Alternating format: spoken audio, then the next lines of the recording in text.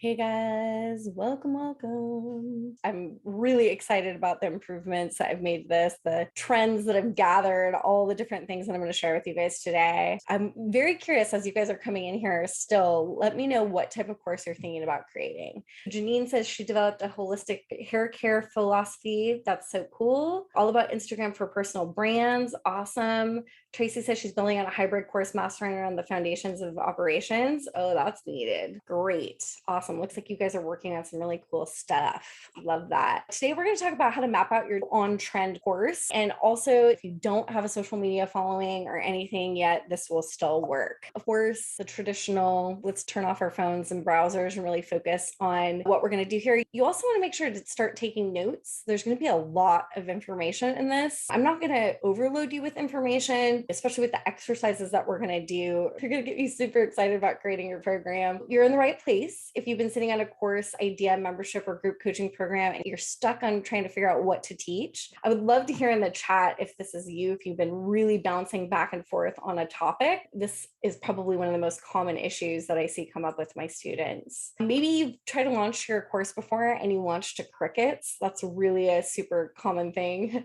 Janine says she's been having this issue for years now. Totally get that. If you've been dying to stop taking one-on-one clients, I think that this is my own personal mission and mantra with online courses, because originally when I was a graphic designer back in the day, I had something like 25 one-on-one clients. And I actually got into the course creation business because I felt like having over 20 bosses. And I really did not want to do the one-on-one client game anymore because it ends up taking over your life. Now, I then visited that again just in the past couple of years. I decided to take on a bunch of one-on-one launching clients, and we had hugely successful, amazing launches, like $500,000 launches, $250,000 launches. Like, I was launch managing all of these people. It was really awesome. And it totally was not scalable. So I make a lot more money in my business with doing courses instead of taking one-on-one clients. However, sometimes one-on-one clients can be easier to get, but you do pay the price with your freedom, right? Erica says, I love one-on-one clients, but want to create a course to get them started and curated somewhat to really have them succeed with the one-on-one. Exactly. You can use online courses as a way to work with your one-on-one clients more effectively. So you're going to see some examples of that in this. You're in the right place if you're not sure what potential students want or what they'll pay for. Sometimes that's a big question of what do people really want? And you're definitely in the right place if you're ready to turn your passion into something profitable and finally quit your 9 to 5, or go from this thing called an expensive hobby, which how many of you guys can relate with that, where you're investing all this money into your business, but the ROI isn't there. This is really going to start to give you some insight of what it's going to take to actually make this a legit business. You have no idea where to start. So you're seeking something step by step that will make the tech and the strategy easy for you with no more guessing. Online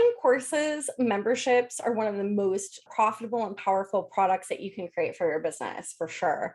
And creating a course or a membership means no more overwhelm or panic or having to find one-on-one clients. You can literally stop taking one-on-one clients if you don't want to. And even Nancy is saying here right now, way too many one-on-one, they're buying your soul. Exactly. The big thing is that they're taking your time, and your time is the most precious resource that you can have in your business and in your life. So with a course or a membership, now you can have a product that you can actually scale, and it's like multiplying yourself. So instead of you only being able to take on a handful, you can take on thousands of clients instead of a few, which is awesome. You can affect the lives of way more people because you have something that's scalable. You are solving problems, which creates a huge impact in the world. And this impact is how you actually become known. Having an online course has led to many different speaking engagements. It's led to me being quoted in Gary Vaynerchuk's book. It is the thing that helps people understand that you really know what you're doing, and it gives proof to that. So just like you, I was super maxed out on one-on-one client burnout, as we were talking about. I'm stuck in a 9 to 5, aching to get out, wanting to get rid of time for money. I was stuck of how to put it all together, what tech to use, choose what to teach. And then I did a beta test and it totally exploded the business. Who am I? I'm a former Nike designer. I'm a former university professor. I've had over 24,893 students come through my free and paid courses. We hit 2.5 million in revenue from online course sales over the past few years. I teach a different approach likely than you've seen before. And even if you think you've seen this because you may have attended a workshop maybe in the last couple of years and you're like, oh, Jenna's known for beta testing. I've seen this before. My entire method for beta testing is completely different as of the past couple of months. So even if you think you probably don't, unless you're a current student like some of the people here. Here are 6 reasons why course creators fail, and I don't want you to fall into these traps. The first one is that they aren't focused on revenue generating activities. So on the left-hand side, you can see this circle with a whole bunch of arrows, right? This diagram is from the book called Essentialism by Greg McKeown. And it's a really great idea of how jumping from project to project in the business really leads to us taking a really long time to get things done. So if you can imagine on the left-hand side, each arrow represents a different hour of your day or a different energon cube, as my mentor James Wedmar would call it, that you have each of them split in a million different directions. Like maybe you're writing a blog and then you're social media posting and then you're doing email marketing and then you're trying to launch a podcast and you're trying to do a course launch and you're working all these different things. Yet there are very specific things in the business that are going to be helping you with generating revenue. And if you imagine on the right-hand side, if you just focused all of your energy on, let's just say, one revenue generating activity, you would get it done 8 times faster. So it's a really important thing to think about that if you are one of those people who's context switching, jumping from thing to thing, guaranteed that is the reason why you might be struggling in the business and why you haven't been generating revenue. So I just wanted to share this with you because once I started to understand this concept, it really got me into saying no to certain things that were not generating revenue and really starting to focus only on revenue generating activities. And some of those activities could be things like sales calls or writing sales emails or doing any of the things that are actually going to bring money in. And so if you've been spending all your time posting on social media when you have no followers or writing on a blog that no one's reading, is that energy really just you feeling like you're doing something? Or it could be a part of a longer term gain of followers, but the issue is that if you don't have a course or a membership or a product to sell to them, you're like sprinkling gasoline on something that doesn't exist yet. You're trying to create a following first and then sell them something is a way to do it, but wouldn't it be better if you had a product to sell first, something that was going to help you generate revenue, then when you did any of these focused things that you're actually going to make some traction and actually make sales? Who here feels like they context switch or they do a lot of different projects during the day?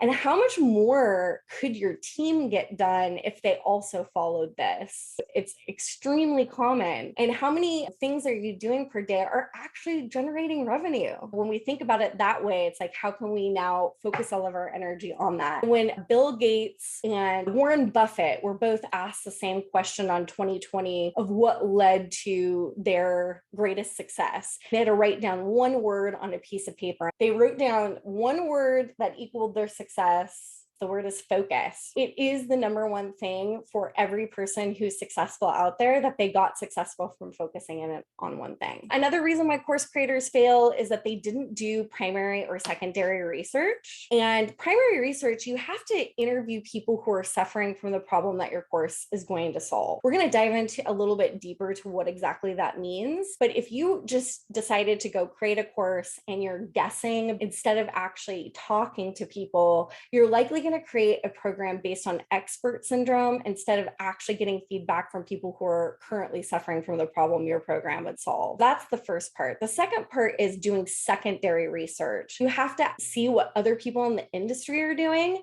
If no one else in the industry is doing what you're doing, then you might be overstepping and actually trying to do a product that people don't want. Because the truth is that if people want to have a certain problem solved, there's going to be a solution already out there. So many times we get so concerned about being original and not having competitors. And yeah, you can do that. And yes, that is a part of innovation. And thank goodness people do that, or we wouldn't have Uber or Lyft or Instacart or any of the other innovative negative things. But you have to think about when you have to educate people about why they want your thing, you're already losing because you're already running into a situation where educating people is really expensive. It costs millions of dollars to convince people why it was safe to get into a car with a stranger with Lyft and Uber. That didn't happen overnight. It took millions of dollars of them educating people about why this was a good idea. It's cool if you're innovative, but how can you actually make it easy on yourself in the beginning and actually choose a topic that people are actively buying, that you can actually get some structure ideas from? You can compare the structure of your course to what they're doing.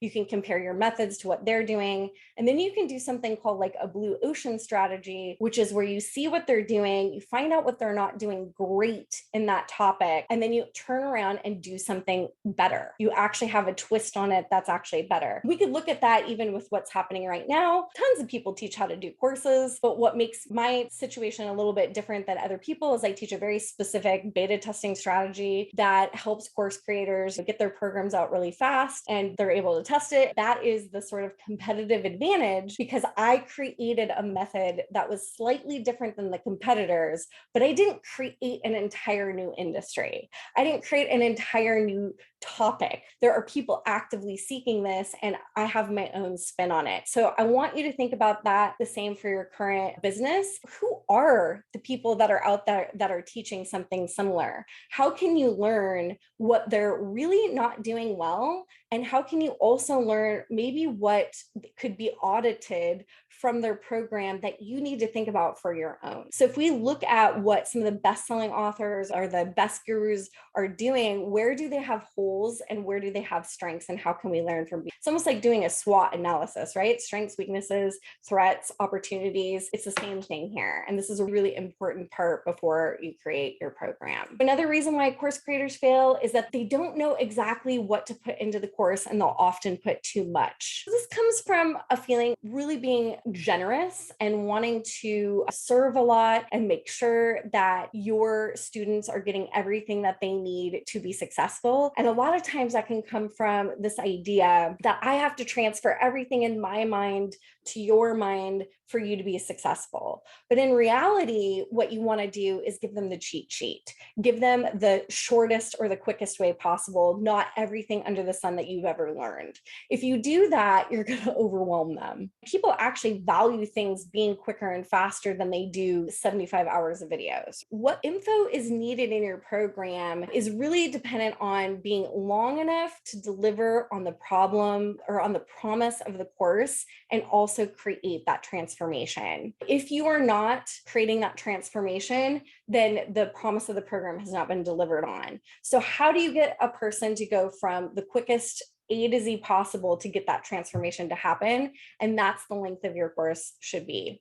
Now you're going to see some trends here, and these have shifted a little bit since way back in the day when we originally started doing courses where, even back when I was a university professor in the early 2010s, I remember I used to put together these amazing videos that were shot on super fancy cameras. I would go interview business owners all over Portland, Oregon, and share them with my aspiring entrepreneurial students. And I was so proud of these videos because I was learning video editing and I made the videos super fancy, and I got really bad reviews on my course.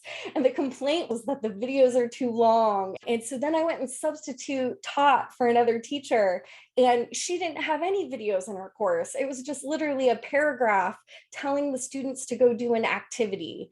And in that activity, they had so many epiphanies and so many ahas and so much transformation that when I went to go get the reviews for substituting for her class, I got the highest reviews ever. And I'm like, why? I focused so hard on these videos to make them so beautiful. And here I'm teaching something with very short lessons for a substitute situation and got the best reviews ever. And it was at that moment that I realized that being fancy is not the key to getting your students success.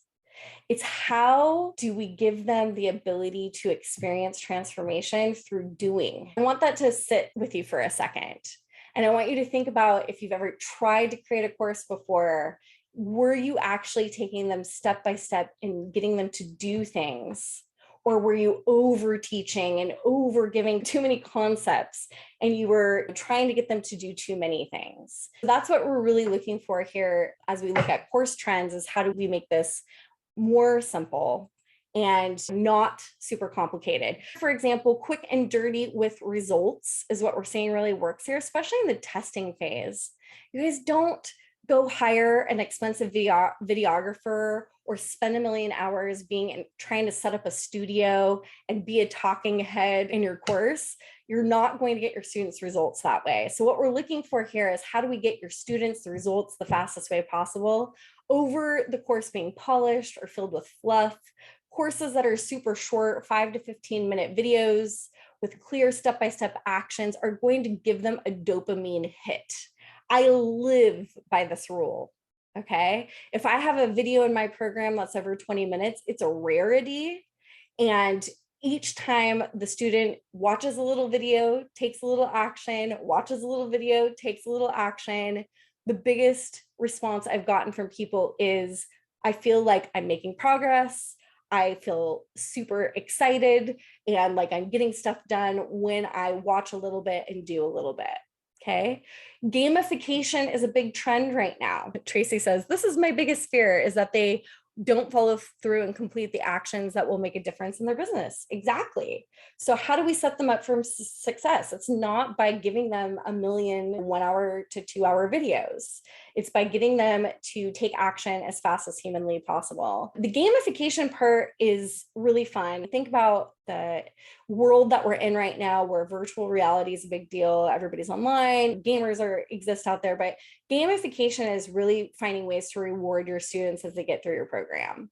And one of the things that I do in my program currently that's super fun is, once they hit a certain milestone, they get a special strategy. And this strategy is like worth its weight in gold. I could probably sell the strategy by itself in a program for $10,000, but no, you can't get it unless you complete the milestone of the program. And the milestone is not hard. It just takes some effort, and it really prevents students from sitting on the program and not doing it. And that you can imagine how excited they get when they hit that and they're like, yes, I get rewarded with this thing. So you want to go for big results in your course, not being fancy. And that should give you some relief, because I know that there's a lot of perfectionists in here. Who here is a perfectionist? Let me know in the chat. I'm a recovering perfectionist. Christy says me. It's not doing you any good. All right. So instead of DIY courses, what you can do also as a trend is charge more with coaching. So I thought you said, Jenna, you don't want one-on-one clients. I am saying doing group coaching, especially in the beginning when you're trying to figure out your perfect market. Now you can create hands-off automated courses after you prove your concept. I don't want to see you guys going directly into automation or trying to evergreen your program before you've even proven if what you're doing is working.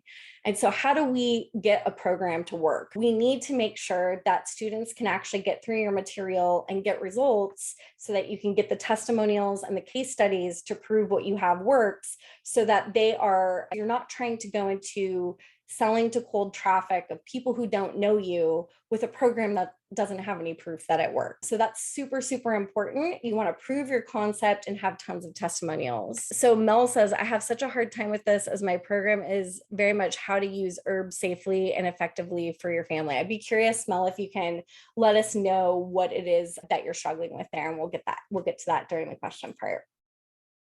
So you want to create a signature course with a clear, tangible deliverable, not an arbitrary, subjective one. So what does that mean exactly? You're going to see some examples here. This means that it's clear on what they've achieved by the end of it. You want a course that actually, at the end of the program, I call this a zero-sum game. Number one, if they accomplished the goal; 0 if they didn't.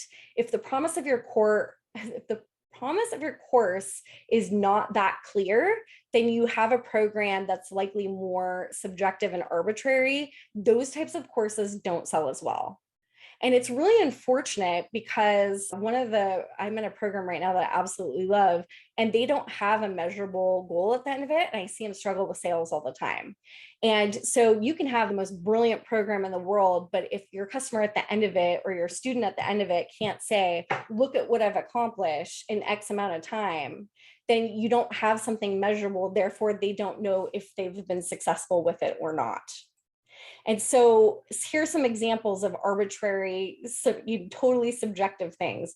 Promising that at the end of the course, they're going to be happy. You're going to achieve happiness. Even being pain-free could be considered too general and too subjective. Pretty much mostly because people's BS meters will go off and feel like you're subscribing snake oil if you're promising something that is so subjective. Imagine if the course was promising that by the end of the course, you were going to be pretty. It's completely subjective. Like, pretty to who? Happiness at what degree? Happiness in what area? Pain-free, what does that even mean? If they've never lived without back pain before, that might feel completely intangible to them. So what could we do to make these things more tangible? So being happy or being pain-free, these are great benefits to tie into tangible things that they're going to achieve. But these benefits of a course should not be the promise. What would be a better deliverable? Instead of saying, we have a program that within X amount of time, you're going to be pain-free. How about 7 days to touch your toes without pain? Notice that these are clear. Can they touch their toes or not? Are they pain-free? This is a deliverable that can be measured instead of something completely subjective. The other thing that's super important for course trends, and this is, keep in mind that as this being a part of all the things that course creators, when they do them, they fail, all the things that we're talking about here also fall into this. And so maybe you've been trying to do ads, promoting or growing your list, or even selling a current program if you have one. Are you using viral trends? Are you using things like Reels for your ad creative? So I wanted to share this with you as it being a part of a course trend, because I'm seeing people not do this, and then their ads are not working or they're not selling because they're not being on trend with that. And notice that I'm not talking about doing a bunch of social media promotion. I'm talking specifically just about the creation of courses, and then of course, the marketing of it through ads. Why? Because the majority of you that are here don't have a list. And the way that I teach newbie course creators is always through doing it through very inexpensive ads. So here's another reason why course creators fail. They get stuck with the tech of how to put it all together, what videos to do, what PDFs, how to put it all into an online school. So what's really needed here is a step-by-step roadmap that takes out the guesswork and someone holding your hand. Completely doing a program DIY, you'll run into blocks. Those of you guys have been sitting on a course idea for a really long time and you haven't actually done anything with it, you likely would have succeeded had you had step 1 with 5 to 15-minute videos, go do an action, step 2, watch a video, take an action. So the same way that I would tell you on how to get your course out there is exactly the same way that I would tell you how to get your students success. Okay. All right. So number 4, they don't create the course with 20 paid beta testers before they sell it. So how many people here like hired a videographer and made a course or did a program where they filmed the whole entire thing but didn't test it? Does anybody here fall under that category where you just were like, I'm going to create a course, and you spent months or even years sitting down to create this thing, but you never tested it? This is a really common issue. So my recommendation is you get at least 20 paid beta testers to give you feedback on the program before you actually spend the time to do something like a webinar or a big launch. Because if you can't get 20 people in to pay you a founding member or a beta testing price, then you're running into a situation where your idea is likely not sellable for whatever reason. And I would much rather you figure that out before you spend a million hours trying to create videos and handouts than you would be if you just decided to find the testers and make it happen with them first. So the beta testers, getting 20 beta testers are needed to give you feedback, testimonials, and people that you can fail and pivot with. This is what creates a student-centric course that people actually want to buy. So if you are just creating programs based on guessing or based on your own expertise, you might be falling into expert syndrome, or you're teaching concepts that are too advanced for them. There might be issues with the assignments that you're giving them not working. And when you take them through with testers and it's their job to give you feedback, you're going to come to the end of the program with a really awesome program that has case studies and testimonials. You're going to feel so confident knowing that you can actually get people results. So this last one here is they don't know how to properly sell their course. Okay. So this is really important. Yes, you might trip over a few beta testers, but how do you actually sell the program? So selling paid beta testers into a program that is worth way more than the price you're going to eventually sell it for is an easy sell.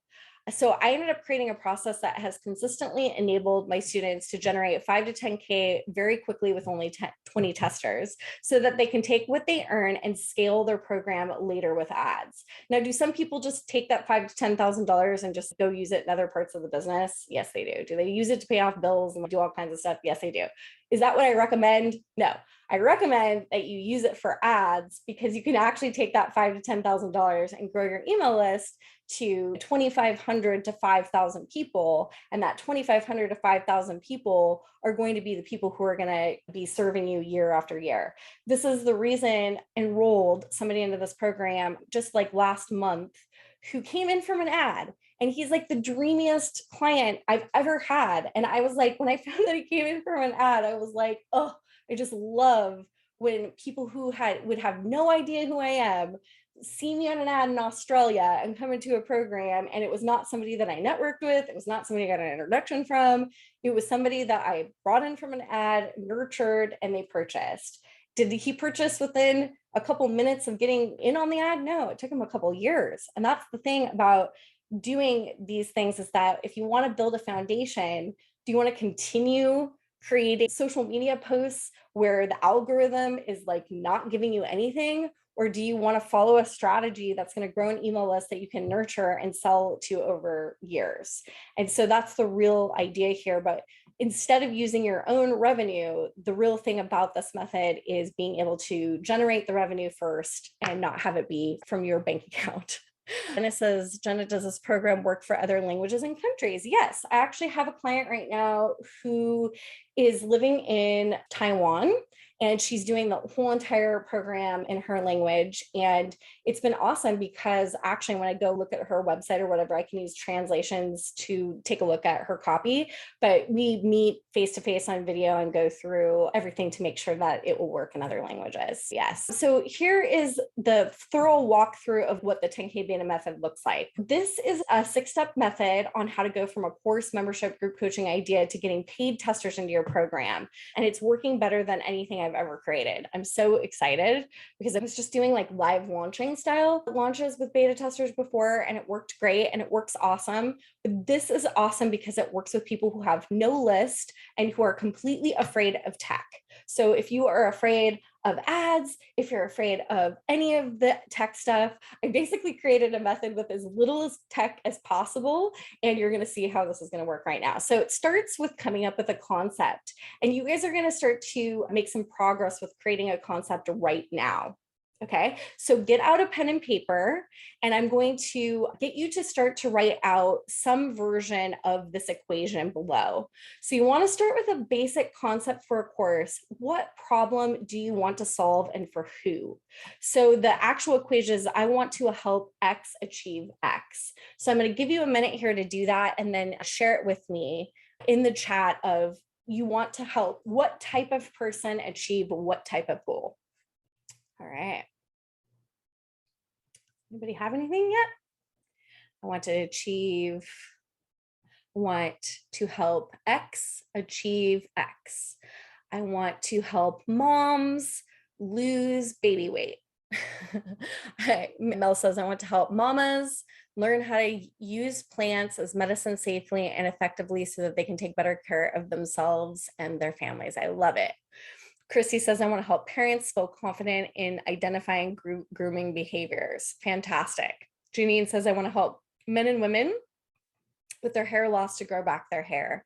A couple of different things here. So Janine, getting like more specific, is the process just to grow back their hair, or is there other things there too. And is it quickly, or that's what we're going to start to get deeper into? Sylvie says, I want to help paddle boarders paddle safely and effectively on the water. Love it. James says, I want to help business coaches create powerful messaging so they can attract the right type of clients. Great. Diana says, I want to help women transform from midlife crisis to midlife magic using the healing power of nature and animals. Great. I love that. Awesome. Midlife crisis to midlife magic. I like that. I have a children's book. I want to help parents achieve teaching children good American values. I want to help business people to achieve their better mental and physical health. Okay, so we're going to get you to get even more specific about what that means. And I want to help, Christina says, I want to help busy overachievers find more balance. And Erica says, feel free with food without restriction. So Erica, I want to know there who is going to feel free with food without restriction. And maybe we can get a little bit specific about that. And you're going to see why you want to do that here in the next couple slides. And so Janine says it's not quick and it's based on a holistic philosophy where nutrition is the basis. Very cool. I want to help growth-focused business owners create the foundational operation pieces every business needs. I love that. I have a student who's doing something similar to that, where we're trying to come up with all this language around what does it take to create like a legit business that's going to keep you out of jail. So I totally think that's a good one. Angela says, I want to help entrepreneurs organize their digital systems, simplify overwhelming tech, and build highly profitable businesses so that they can work with ease and a life of freedom and impact. Geez, you guys have so many good ones. I could just sit here forever. So I'm not going to do that, but congrats to everybody who put something in there. I'm so proud of you guys. You guys are really close to having a solid foundation for what you would actually want to create a program for. So first win, yes. Who's got a dopamine hit right now? So this is what we're looking for. Other examples here that I came up with, I want to help puppy owners train their pup. I want to help crafter moms start their first Etsy store. I want to help women lose over 100 pounds or more. I want to help women get their first win with investing. I want to create a process of dealing with generational trauma for women of color. I want to help gamers quit their video game addiction. So notice how specific these are as we're getting into what we're going to talk about with psychographics, about like really who this person is. Okay. So sometimes it can feel a little bit scary to go from moms to crafter moms, or something like that, because you might be thinking, I want to target all moms. And so what you're going to see here is how we get into psychographics is really going to help you. And in one of the emails that I sent to you guys, I was talking about how when I launched my first course that was on branding and design, I actually discovered I had really distinctly two different types of targets. Common thread between both of them were that they definitely wanted to learn design. They definitely wanted to learn branding. They definitely wanted to learn how to create a website and a logo and all of that. That was definitely the common goal. But their desires for why they wanted to do it were totally different. Okay. So we had one target that was an aspiring designer. Their dream was to create their own graphic design company and to get clients. And the second target was a coach or a consultant that was really sick of having to rely on designers and really frustrated with designers not producing the work that was lighting them up. They couldn't get a designer to get what they had in their head out. And this program taught both targets the same thing. It taught them the foundations of design. It taught them how to create a website and a logo and all those things, but their innate needs were completely different. And I had to figure out when I was doing my beta testing who I wanted to work with. And what came out of those tests were that I didn't want to work with aspiring designers. They had a tendency to be a little bit more know-it-all-y about don't do it this way, do it this way. They had a tendency to be more of my peers and less of people who had never designed before. And the way that I lit up was helping people who had never designed before discover design principles for the first time ever in their life. And a lot of those aspiring designers had learned that from school, especially if they were at the professional level. So I would say, to make a long story short, basically going through the beta testing process allowed me to see who I could work best with. And it really allowed me to figure out where I was using my copy and messaging on how to attract them. And so with the aspiring designer, they really wanted to create a business to find design clients. And with the coach that was looking to create design, they were aspiring to launch their business with cool graphics, not to go find clients to do graphics for. So this is the kind of stuff that's going to come out when you do a beta test, and you don't actually need to make all the decisions of who that target is right now, but you do get to start to put your finger on the pulse of who it is that could be interested in your program, who it is that you could be interested in working with. Now, the program I had created actually worked for both of those targets completely. Like, they both achieved what they were going in to look for, which was they wanted a design process, they wanted a branding process. One used it for clients, one used it for themselves. And I got to make the decision moving forward of who do I want to target on Facebook ads? Who do I want to network with? How is the language going to be different when I'm saying, hey, aspiring designer, I'll help you get clients, or hey, coach, I'm going to help you have the coolest website that's going to attract your amazing coaching clients. So you see how their desires are totally different based on psychographics, where maybe their demographics would be the same. They could be the same age, the same sex, same location, but totally different in their desires. So this could be a missing thing for you with targeting, that you might be going more for the general mom or something instead of really thinking about the problem that they're trying to solve. So step number 2 in this process is really about refining your target, which is going to help you understand who you're going to sell to. So you want to choose your target based on specific psychographics and how they identify. So this is something that a lot of people don't teach. It's something I learned when I went and got my MBA, that this is one of the most important things for targeting that you could possibly do. It is the study and classification of people according to their attitudes, aspirations, and other psychological criteria, especially in marketing research. Who here is feeling like, how did I not know this? Who here is excited about hearing this because you're like, wow, I maybe am doing this targeting thing a little too general. So you start to think about what those things are and how they're actually going to identify Julie's. Yes, exactly. So what are the psychographics and how does your ideal customer identify? So I want you to spend a quick second and actually write down how you identify in your psychographics. So this is going to help you start to think about what different types of people are out there. And so, for example, I could be put in the category as a dog mom, as an online marketer, as a 7-figure business owner, as a transformational coach, as a course creator, a branding expert, in a new relationship, an eldest daughter, a nature lover, a sushi connoisseur, a traveler, a lifelong learner, pole dancer, former cheerleader, aspiring writer, paleo newbie, okay? If I saw an ad calling out any of those things, I would think that it was meant for me. Not because of my location, not because of my sex, not because of where I live or any of that stuff. It is based on the psychographics of how I identify. Okay, so you should be able to see here how this can expand how you're targeting and give you the ability to really start to think about who this person is. Okay, so when you ever hear that ideal client sort of exercise where they're like, tell me about this person, this is where you really start to think about what those psychographics are. Okay, so what identity does your client have in relationship to the program that you want to create? Instead of saying, I serve all business owners, what happens if you say, I serve a business in the first 5 years of their business?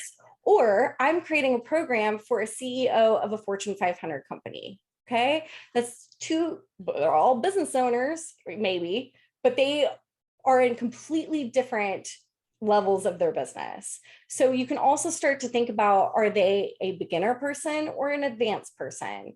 Are they problem aware or not problem aware? So instead of a program, if you're a dating coach for all single ladies, what happens if your program is for newly divorced moms or a newly divorced woman who's in her 40s versus a single woman in the needs and desires of somebody who's newly divorced, possibly in their 40s, is going to be very different than a single woman who's never been married in her 20s.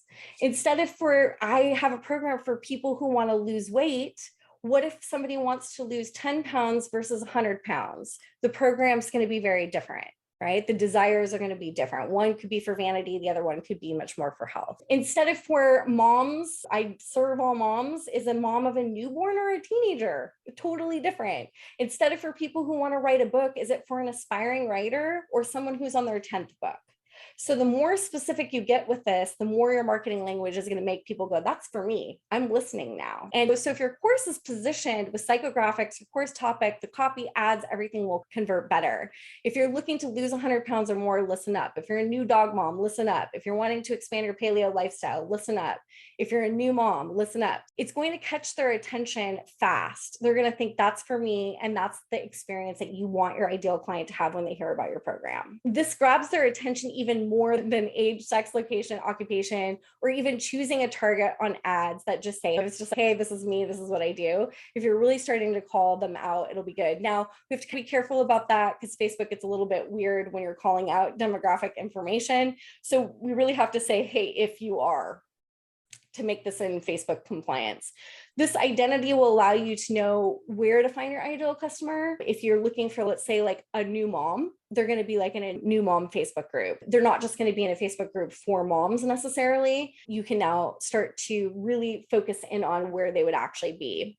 Knowing this information will allow you to build a program that's made for the ideal client and how they identify and then solve a problem or help them achieve their dream. Okay, so this is what it looks like. In a sea of marketing, they're going to be able to go, oh, it's me. That's me right there. This ad is actually for me. So step number 3 in the 10K beta method is really the interview process. And we talked a little bit about primary and secondary research, but we're really going to talk about here how they actually talk about their problem. So we now have an idea of what the psychographics of the person are. Now we need to go find them and interview them. Okay, now that you know your concept of what you're going to be doing and who you're going to be serving and who the psychographics are, then comes the primary research interviews that leads you to getting these people as paid beta testers. And these can happen on Zoom or on the phone. How do you find people to interview? With our clients, we take them through a strategy to find them in 3 different places. So first, we give them a plug and play and post prompts for things like Facebook groups and other things. But although that is not really primarily where we help them get them, those are like cherry on top strategies. What we do is we get them to create prompts that attract interviews along with clear scripts of what to say in their primary research interviews, and then easy tech to book their calendar with these interviews.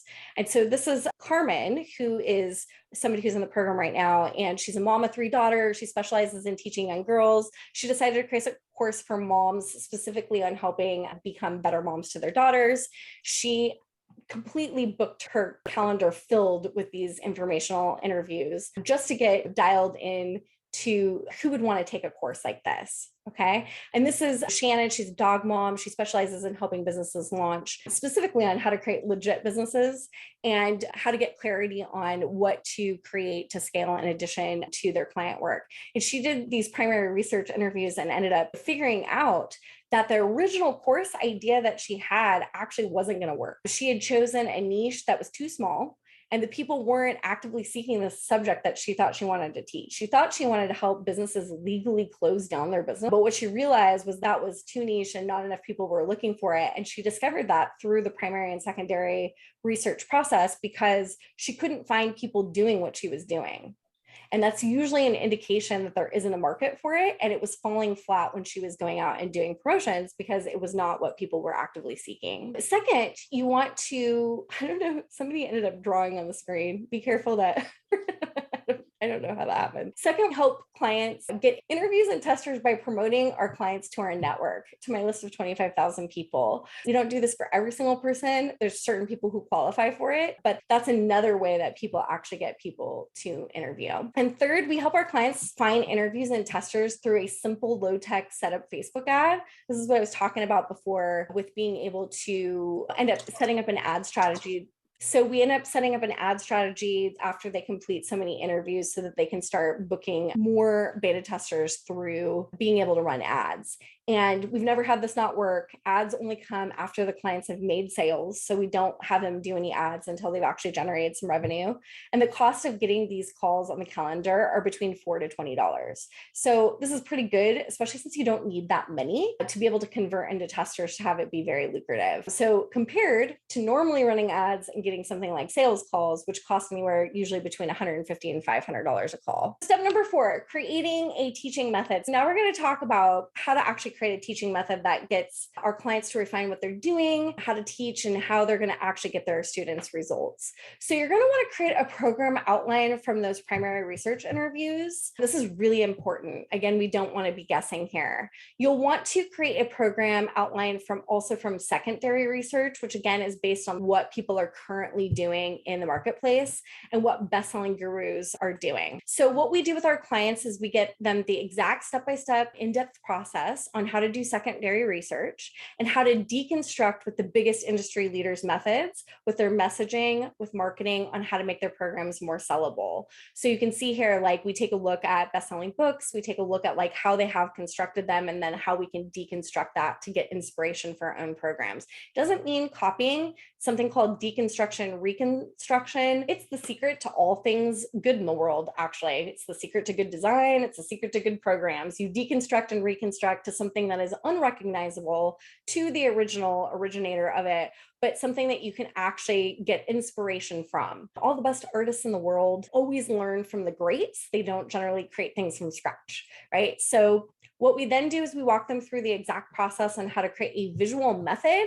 They understand the various visual frameworks and how to create them based on the data, and they collect and plop in the data into these easy to plug and play templates. So this allows you to take whatever you create your method to be and create it to be a proprietary thing with a visual graphic that is going to help you for selling, okay?